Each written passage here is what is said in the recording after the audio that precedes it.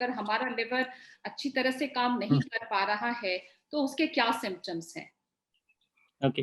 सो स्मिता, जब कभी भी किसी पेशेंट को लिवर रिलेटेड कोई प्रॉब्लम होती है तो इनिशियल स्टेजेस में ऐसा भी होता है कि पेशेंट कंप्लीटली एसिम्प्टोमेटिक हो और जब हम उनका ब्लड टेस्ट करते हैं तो उनका जो लिवर फंक्शन है वो डिरेंज आता है most of the time. Like जो फर्स्ट लिवर फंक्शन जो डिरेंज मिलता है वो होता है liver enzymes like SGOT and SGPT.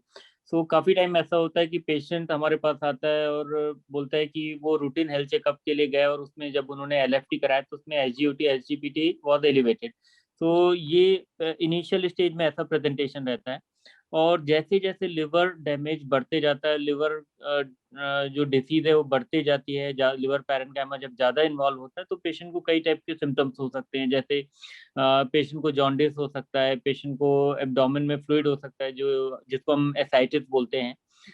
उसके अलावा पेशेंट को कभी-कभी जैसे कन्फ्यूज़न और ये सब की जो प्रॉब्लम होती है जिसको हम हेपेटिक एनकेफ़ेलोपैथी बोलते हैं।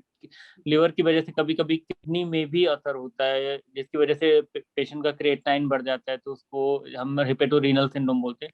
तो जैसे-जैसे लिवर का इन्वॉल्वमेंट होते जाता है, लिवर की कंडीशन बिगड़ती जाती है, कई टाइप के मैनिफेस्टेशंस होते हैं। जी। तो अगर इस तरह के सिम्पटम्स हम देखें तो हमें सबसे पहले अपने गैस्ट्रोएंटेरोलॉजिस्ट या डॉक्टर को बिल्कुल भी कॉन्टैक्ट करना चाहिए ताकि वो अर्ली यस, डायग्नोस हो सके और ट्रीट हो सके। यस। डॉक्टर सो साहब। ऐसे पे सॉरी। जी, जी।